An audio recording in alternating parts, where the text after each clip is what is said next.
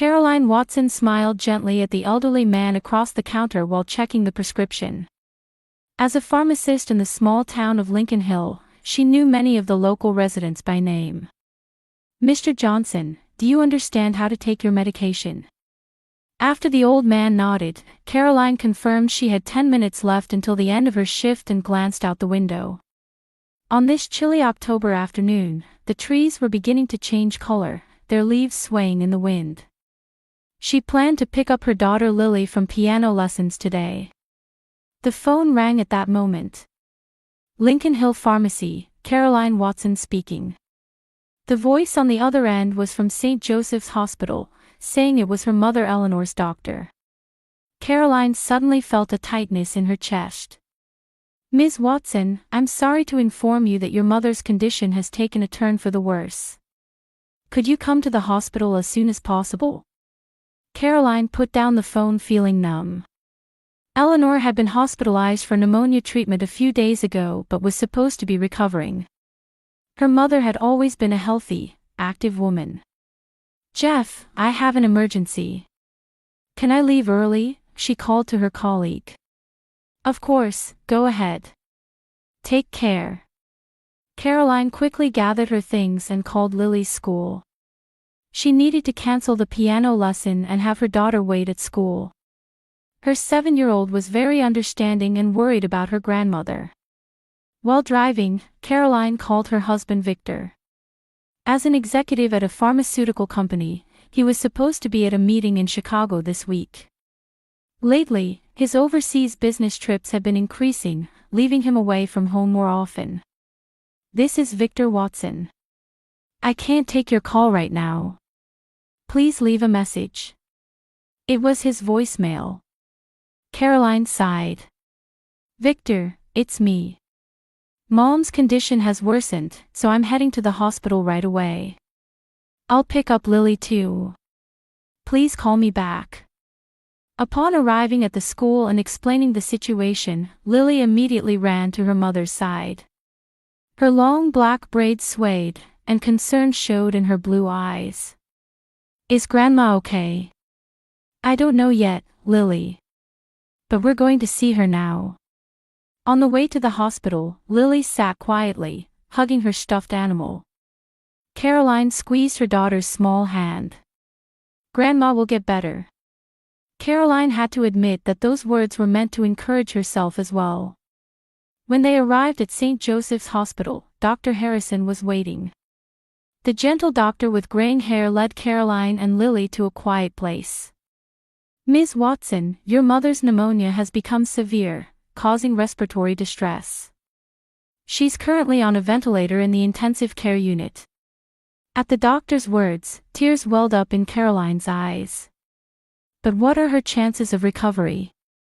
"There's certainly a possibility. However, she's currently in a coma. We're providing all possible treatment, but..." The doctor spoke carefully, choosing his words.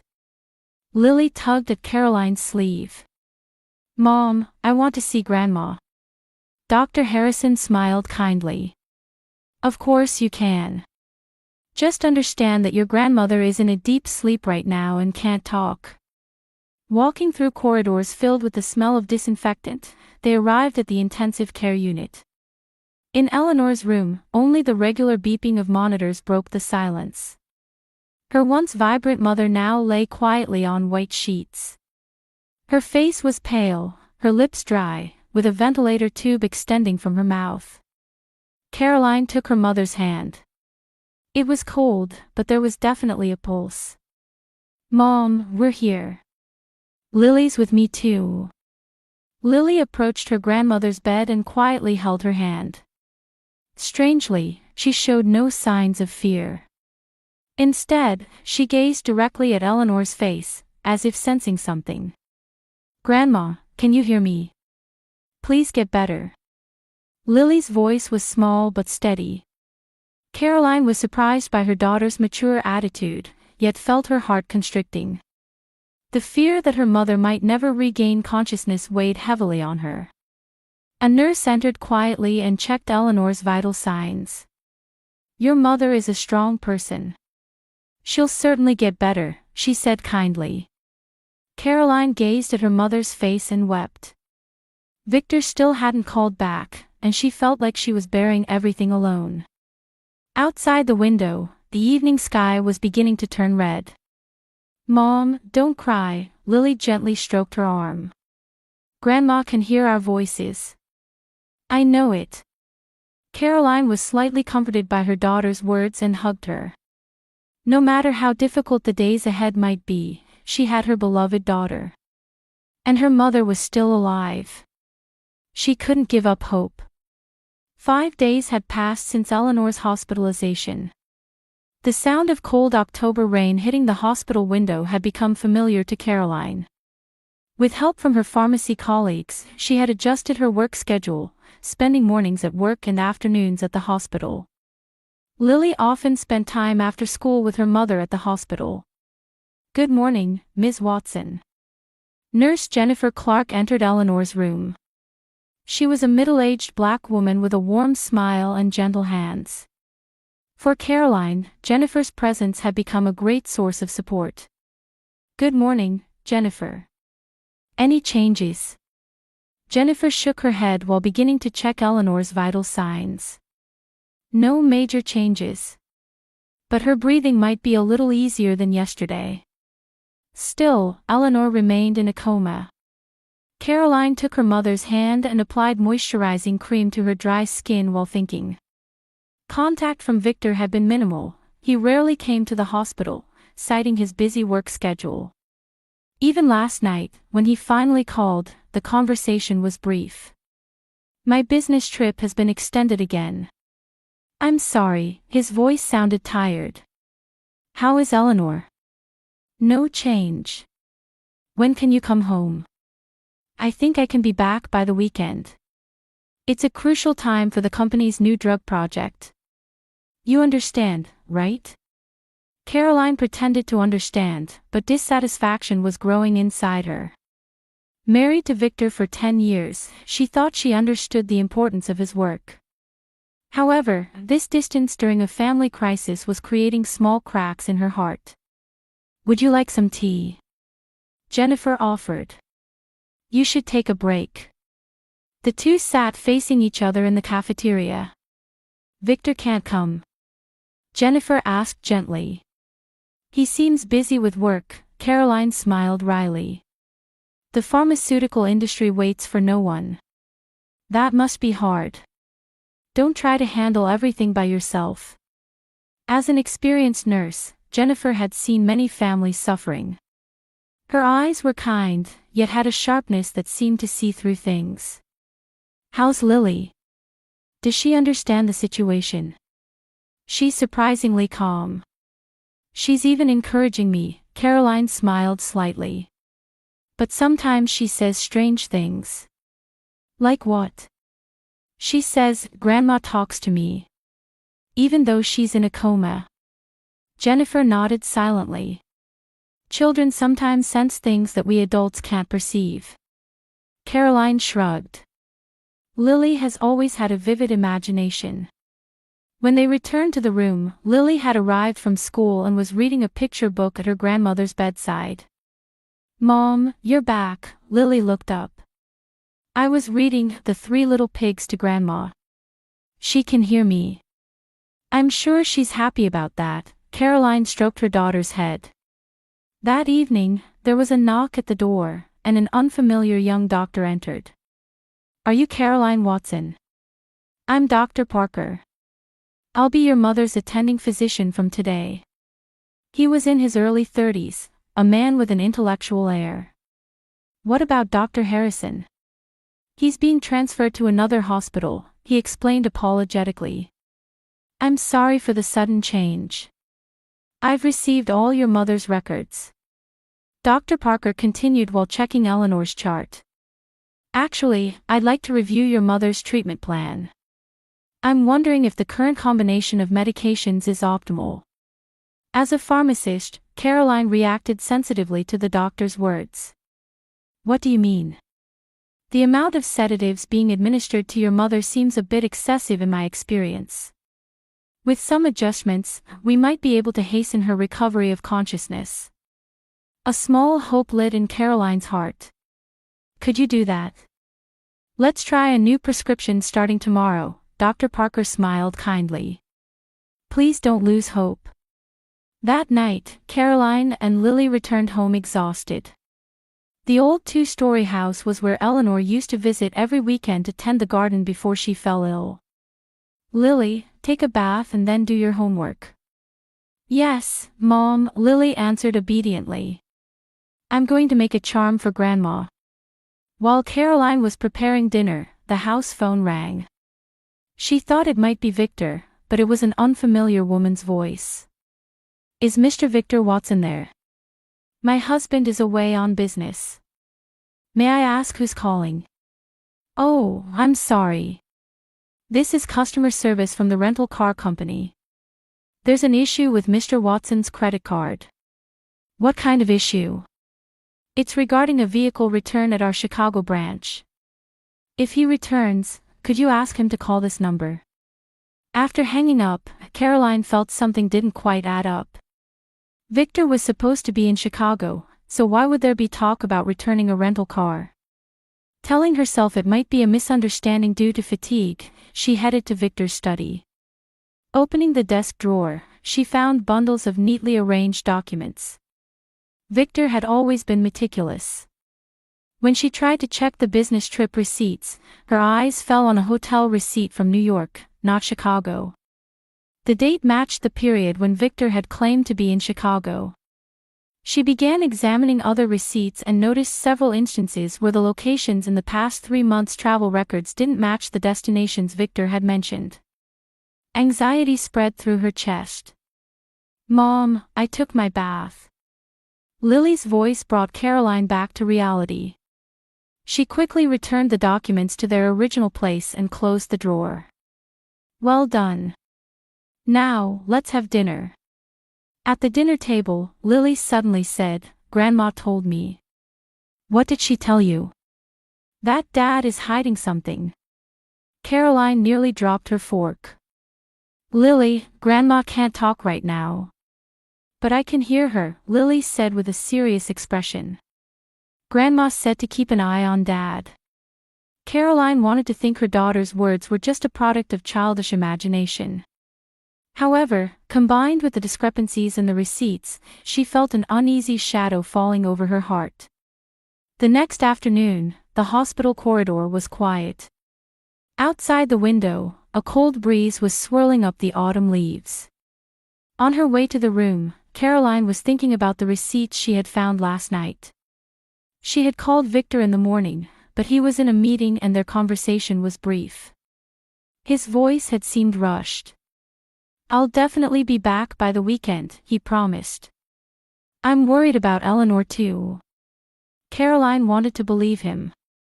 During their 10 years of marriage, Victor had been a faithful husband.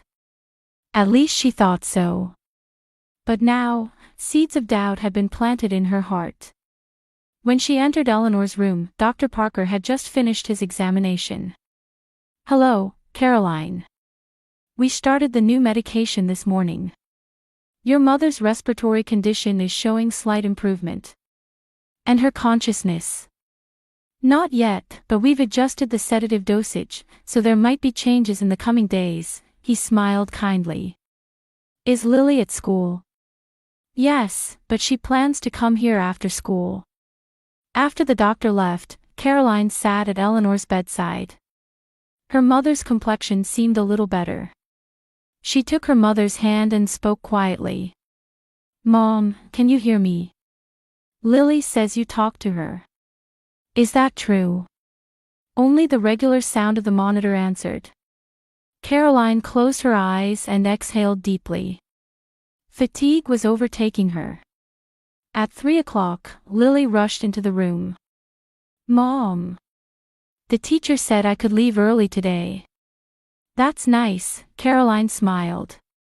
I was planning to read you a book we borrowed from the library. Lily took off her coat and sat quietly next to Eleanor. She gazed at her grandmother's face for a while, then took her grandmother's hand in her small one. Lily, do you feel something? Caroline asked, half jokingly. Yes, Grandma seems better today, Lily answered with a serious expression. They spent some quiet time together. Caroline opened the book she had brought and began reading in a gentle voice. It was a story her mother used to read to her. Midway through, she heard Jennifer's voice from the hallway. Excuse me for a moment, Caroline stood up. Lily, stay with Grandma. While talking with Jennifer in the hallway, Caroline suddenly realized that Dr. Parker, who should have been on the afternoon shift, was nowhere to be seen. Where's Dr. Parker? He was called away urgently to see another patient, Jennifer answered. If you need anything, please let me know. As Caroline was about to return to the room, she heard Lily's voice. Mom! Come quick! She hurried back to the room. Lily was standing beside Eleanor's bed, looking up at her mother with a confused expression. What is it, Lily? Grandma says to look at her back. Lily's voice was small but clear. Caroline was momentarily speechless. Her daughter's serious expression made her hesitate. Lily, Grandma can't talk right now. But Mom, Lily insisted firmly. Grandma is saying it. To look at her back. She says it's very important. Caroline was skeptical. As a pharmacist with scientific thinking, she wasn't one to believe in such unexplainable phenomena. However, with her nerves on edge due to her mother's condition and her husband's suspicious behavior, she couldn't ignore her daughter's words. Can you check if anyone's in the hallway? Caroline asked Lily. While Lily was leaning out the door to check the surroundings, Caroline approached Eleanor's bed.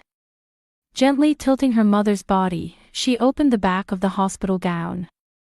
At first, nothing seemed unusual. But upon closer inspection, she noticed multiple small needle marks arranged in an unnatural pattern on Eleanor's back. They were injection marks. As a pharmacist, Caroline knew what injection marks from normal medical procedures looked like. These marks were clearly abnormal. Some were new, some slightly older. It was as if someone had been regularly injecting something. Lily, could you go to the nurse's station and ask Jennifer to come here? Caroline's voice was trembling. After Lily left, she examined her mother's back again. The needle marks were definitely there. They appeared to have been deliberately placed in positions that couldn't be medically explained. Dr. Parker's words came back to her. The amount of sedatives being administered to your mother seems a bit excessive in my experience. The door opened, and Jennifer entered. What's wrong? Lily came running. Jennifer, look at this, Caroline indicated her mother's back. These aren't injection marks from normal treatment. The nurse approached and carefully examined Eleanor's back. Her expression changed. This is not normal, Jennifer said quietly. We don't normally give injections in a patient's back like this. Can you call Dr. Harrison? Caroline asked. Dr. Harrison has been transferred, but... Jennifer hesitated. Should I contact Dr. Parker? No, Caroline answered immediately. Do you know where Dr. Harrison is? This is an emergency. Jennifer thought for a moment, then nodded. I understand. I'll try to contact him. 20 minutes later, Dr. Harrison appeared in the room. He hadn't completely left the hospital yet and had been organizing files in his office. Caroline quickly explained the situation and showed him Eleanor's back. The doctor observed the injection marks silently for a long time. His expression gradually darkened. This is unbelievable, he said tersely. What do you mean? Caroline's voice rose with tension. These injection marks cannot be explained by normal medical procedures, Dr. Harrison carefully chose his words. Especially this pattern and frequency. Are you saying something was being injected? That would be the reasonable conclusion, he answered with a grave expression. We need to check the medical records. Looking at the records, Dr. Harrison's brows furrowed even more. There's evidence that unprescribed medications were administered. Particularly suspicious entries in the nighttime records over the past 2 weeks. 2 weeks ago, Caroline thought. That's around when Mom was first hospitalized for pneumonia. Ms. Watson, Dr. Harrison said with a serious expression. This may not be a medical accident but a deliberate act. We should contact the police. Caroline stood stunned. But who would? At that moment, a flash of insight struck her. Victor's suspicious behavior, his rare hospital visits, and Lily's words, "Dad is hiding something." I want to consult with another doctor, Caroline resolved. And get a detailed analysis of the drugs that were administered to my mother. I know a toxicology specialist, Dr. Harrison said. I'll contact them immediately. Lily quietly held her mother's hand. Mom, Grandma said, thank you for protecting us. Caroline embraced her daughter. A police officer was stationed at Eleanor's room, and medical staff access was strictly limited. Until the toxicology test results came back, no one was allowed to administer any new medication to her. Caroline stood by the window in Eleanor's room, looking down at the parking lot. She was waiting for Detective Lawrence Carter to arrive. He was a veteran detective with gentle but sharp eyes. Mr. Carter, Caroline greeted him. Have you found anything?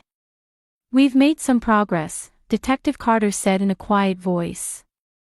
After checking the hospital surveillance cameras, we found that almost every night for the past 2 weeks, someone has been entering your mother's room. During the late night, outside visiting hours.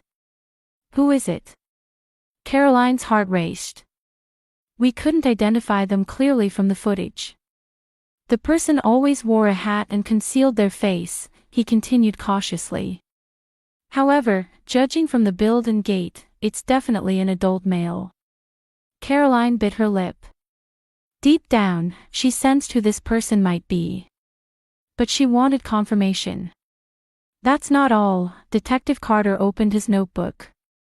When we checked the hospital parking card records, your husband's card was used on nights when he claimed to be in Chicago. Caroline collapsed into a chair. But why? One more thing. Do you know a nurse named Ashley Bennett? Caroline shook her head. No, my mother's attending nurse is Jennifer Clark. Nurse Bennett works the night shift, and interestingly, she also suddenly took leave over the past 2 weeks. According to hospital records, she has been seen with your husband several times. The toxicology results, which arrived later, confirmed Detective Carter's suspicions. Eleanor's blood contained a powerful sedative that hadn't been prescribed.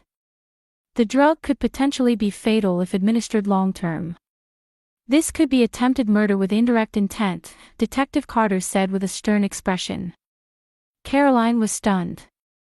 She couldn't understand why Victor would do such a thing. There might have been problems in their marriage, but to attempt murder. Could you place Lily with a friend and accompany us for a search of your home? Detective Carter's words brought Caroline back to reality. Jennifer offered to look after Lily. It's okay, Caroline, she said kindly. We'll keep Eleanor safe too. When they arrived at Caroline's house, the police were already waiting with a search warrant. She guided them to Victor's study. All of Victor's documents and important items are kept here. The police began a systematic search. Documents, computers, and drawer contents were checked one by one. Caroline stood in a daze, never imagining her life would take such a turn. Ms. Watson, a young officer called out. We found this. In his hand was a notebook discovered in the back of the safe. Caroline had never seen it before. Detective Carter opened the notebook and examined its contents. His expression gradually hardened. Ms. Watson, this notebook contains calculations about Eleanor's inheritance and notes about the perfect crime. Caroline took the notebook. It detailed her mother's hidden assets. She knew her mother was wealthy, but the amount surprised her. Victor had thoroughly investigated all of her mother's assets and even made inheritance plans. "Ms. Watson, this is," Detective Carter showed another document. "A New York real estate contract. In your husband's name and a woman named Ashley Bennett." All the pieces fell into place. Victor had been trying to gradually poison her mother to get her inheritance. And the plan was to start a new life with his lover. The next day, when Victor returned from Chicago, he was detained at the airport.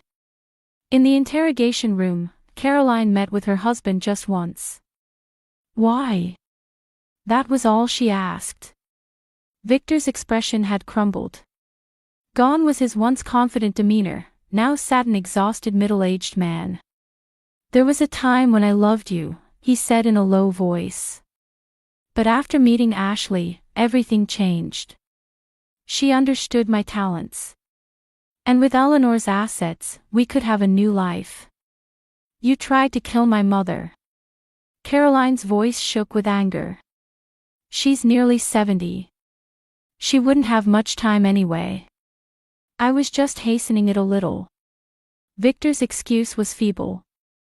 "I will never forgive you," Caroline said quietly. "I'll make sure your crime is clear in court." As the interrogation proceeded, Victor fell apart.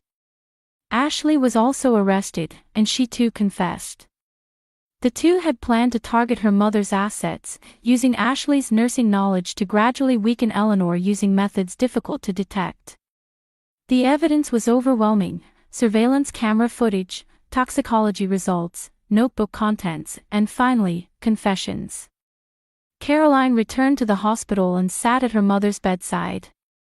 Eleanor was still in a coma, but now that the suspicious drug administration had stopped, the doctors began to hold hope for recovery. "Mom," Caroline took her mother's hand. "It's going to be okay now. The people who tried to hurt you have been caught. So please, wake up." Lily quietly entered the room. "Mom, Grandma is listening," she smiled. "She says she'll wake up soon." Caroline embraced her daughter. 6 months later, spring sunshine brightened the streets of Lincoln Hill. In Eleanor's garden, tulips and daffodils were blooming gloriously, regaining their former beauty. Caroline stood by the window, watching her daughter and mother tending to flowers in the backyard. Eleanor had made a miraculous recovery. Once the poisoning stopped and she received proper treatment, she regained consciousness 2 weeks later and steadily recovered her strength. "Caroline, would you like some coffee?" Jennifer's voice came from the kitchen. She was no longer just a nurse, but a close family friend. "Thank you," Caroline smiled. As they sat on the porch with their drinks, Lily ran over. "Mom, Grandma says she'll make sandwiches for tomorrow's field trip." "That's nice," Caroline stroked her daughter's head. The structure of the house hadn't changed, but the atmosphere flowing through it had completely transformed. Victor's trial ended last month, and he was sentenced to 15 years in prison. Ashley also received a 5-year prison sentence as an accomplice. After fully recovering, Eleanor decided to live with Caroline and Lily. Her hidden assets were plentiful enough to support the three of them comfortably. Caroline reduced her pharmacy hours and instead had started a long-held dream of a health education program for children. "Just think," Eleanor said, taking off her gardening gloves. "Without that child's special talent, I might not be here anymore." Lily's mysterious sense was now accepted as a matter of course within the family. Sometimes she would say she was talking to invisible friends, and Caroline no longer doubted that it was more than just a child's imagination. Meanwhile, at the state prison, Victor was spending lonely days. Ashley had completely cut ties with him, and his lawyer informed him he might lose all his assets in a civil lawsuit. He had few visitors, and his once confident demeanor was gone. Caroline sometimes thought about her former husband. The man she thought she knew during 10 years of marriage had never actually existed. Still, she had chosen to look forward and live on. "Everyone, tea time," Eleanor called. 3 generations of women gathered around the table, joined by Jennifer. Voices and laughter echoed in the garden. Lily suddenly stared at a point in the sky before smiling. "What is it?" Caroline asked. "Nothing," Lily shrugged. "I just felt like someone is watching over us." Eleanor took Lily's hand and gently squeezed it. "True family isn't just about blood ties," she said quietly. "It's about the bonds of protecting and loving each other." Raising her teacup, Caroline nodded deeply. A spring breeze blew through the garden, bringing a sense of new beginnings. Whatever might happen in their lives from now on, they would remain strong as long as they had each other. And Caroline now truly believed that sometimes, they might be guided by powers beyond this world's understanding.